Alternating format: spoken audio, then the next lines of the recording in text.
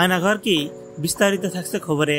খুনে হাসিনার বিরোধিতা যারা করত তাদেরকে আলো বাতাসবিহীন কক্ষ আর কাঠের 2টা দরজা, সারাক্ষণ প্রচন্ড শব্দে ফ্যান ঘুরত এমন জায়গায় আটকে রাখা হতো। দিনে মিনিট 30-এর মতো ফ্যান বন্ধ থাকলে থমথমে নীরব থাকত রুমগুলো। আয়নাঘরের দেয়ালে বহু মানুষের হাতের লেখা পাবেন, ফোন নাম্বারও আছে।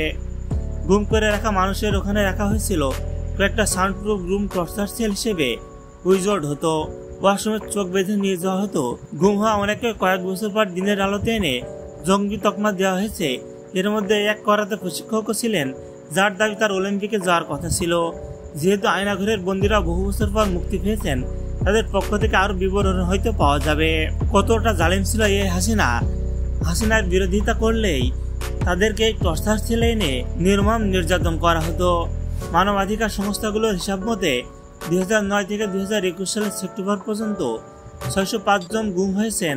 আন্তর্জাতিক মানবাধিকার সংস্থা হিউম্যান রাইটস ওয়াচ 10 বছর ধরে অজ্ঞাত স্থানে আটক করে রাখা 86 জনের তালিকা প্রকাশ করেছে।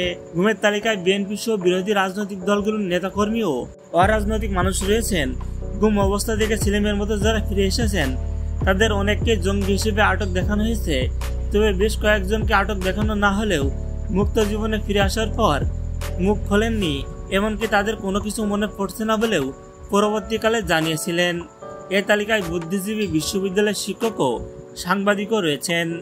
এ বর্ণনা থেকে বোঝা যায় যে আয়নাঘর কি খুনি হাসিনা যারা বিরোধিতা করত তাদেরকে নির্মম পরিহাসে এই আয়নাঘরে আটকে রেখে নির্মম নির্যাতন করা হতো।